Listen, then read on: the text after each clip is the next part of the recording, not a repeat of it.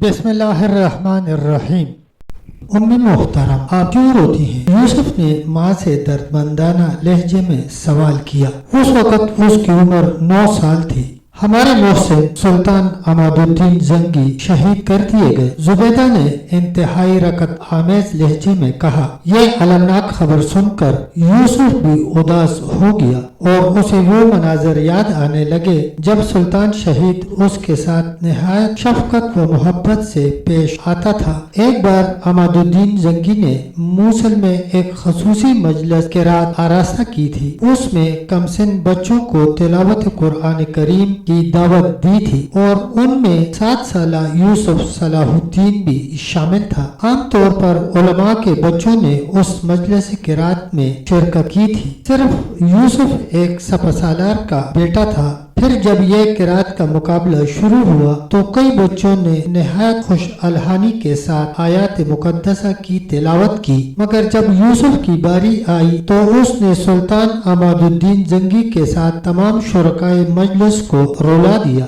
اس محفل قرات میں موصل کے بڑے بڑے علماء بھی موجود تھے۔ یوسف کی آواز میں بے پناہ سوز تھا اور اسی وجہ سے وہی پہلے انعام کا مستحق قرار پایا۔ سلطان عماد الدین زنگی نے بڑے والہانہ انداز میں یوسف صلاح الدین کو مخاطب کرتے ہوئے کہا، لڑکے میرے قریب آؤ۔ یوسف اپنی جگہ سے اٹھا اور سلطان عماد الدین زنگی کی مسند کے قریب پہنچا۔ سلطان نے بڑی محبت سے یوسف کی پیشانی کو بوسہ دیا اور پھر اس کے باپ نجم الدین کو مخاطب کرتے ہوئے کہا، تمہارے بیٹے کی آواز میں بڑا سوز ہے، مجھے یقین ہے کہ اس کے سینے میں بھی اسلام کا درد ہوگا۔ نجم الدین ایوب اور اسد الدین شیرکو کے سر فخر سے بلند ہو گئے۔ پھر سلطان عماد الدین زنگی نے یوسف کو اشرفیوں کی ایک تھیلی انعام کے طور پر دی، پھر پلٹ کر اپنے خادم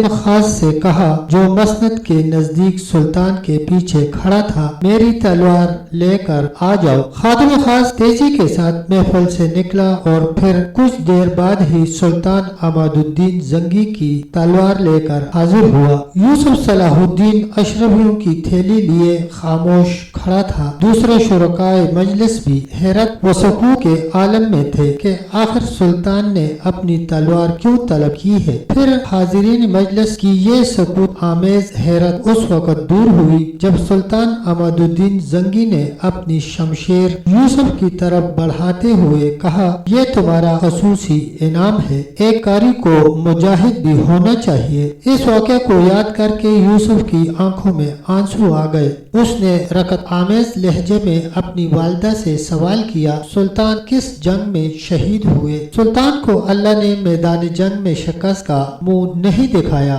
زبیدہ کی آنکھوں سے مسلسل آنسو جاری تھے۔ ایک نمک حرام اور بے ضمیر غلام نے سوتے میں حملہ کر دیا اور سلطان جاں بحق ہو گئے۔ ایک غلام اپنے آقا کی جان کیسے لے سکتا ہے؟ یہ بات معصوم یوسف کی سمجھ سے بالاتر تھی۔ وہ غلام منافق تھا۔ زبیدہ نے انتہائی نفرت آمیز لہجے میں کہا، منافق کون ہوتا ہے؟ یوسف صلاح الدین نے حیرت و استعجاب کے ساتھ پوچھا، وہ لوگ جو مسلمانوں کے نام رکھ لیتے ہیں مگر اندر سے اللہ کو نہیں مانتے۔ زبیدہ نے معصوم یوسف کو سمجھاتے ہوئے کہا، سلطان کا غلام بھی ایک ایسا ہی غلام تھا۔ میں بڑا ہو کر سلطان کے قاتل سے بدلہ لوں گا۔ یکایک جوش غضب سے یوسف کا سرخ چہرہ انگارے کی طرح دہکنے لگا، جب تک تم جوان ہوگے وہ مردود پتہ نہیں کہاں ہوگا، مر کھپ چکا ہوگا۔ زبیدہ نے انتہائی شکستہ لہجے میں کہا۔ یوسف کچھ دیر خاموشی سے کھڑا سوچتا رہا، پھر وہ تیزی کے ساتھ ماں کے کمرے سے نکل گیا۔ زبیدہ بیٹے کی یہ اضطراری حرکت دیکھ کر گھبرا گئی اور پھر خود بھی اٹھ کر یوسف کے پیچھے پیچھے چلی گئی۔ اتنے میں یوسف ایک تلوار لے کر پلٹا۔ زبیدہ بیٹے کا یہ رنگ دیکھ کر پریشان نظر آنے لگی۔ यूसुफ ने शमशेर अब्दार को बेनियाम करते हुए कहा, उम्मे मोहतरम, ये वो तलवार है जो सुल्तान ने मुझे इनाम में दी थी। जुबैदा उस तलवार को पहचानती थी, मगर वो यूसुफ की बात का मफहूम समझने से कासिर थी। मैं इस तलवार से उन लोगों को कत्ल करूंगा जो इस्लाम के दुश्मन हैं। नरम व नाजुक जिस्म वाला यूसुफ उस वक्त एक चट्टान की तरह नजर आ रहा था। ये मेरा अल्लाह से वादा है कि मैं मुनाफिकों को नहीं छोड़ूंगा। फिर जब सुल्तान अमादुद्दीन जंगी की तदफीन के बाद नजमुद्दीन अयूब और असदुद्दीन शेरको मूसल वापस आए तो एक बार फिर घर की फिजा सोगवार हो गई। नजमुद्दीन अयूब रो रो कर अपने आका के एहसानात शुमार करा रहा था। फिर उसने एक आह सर खींच कर कहा, मुझे जिंदगी भर इसका अफसोस रहेगा कि मैं आखिरी वक्त में अपने आका के लिए कुछ न कर सका। मेरा खेमा सुल्तान के खेमे से बहुत दूर था।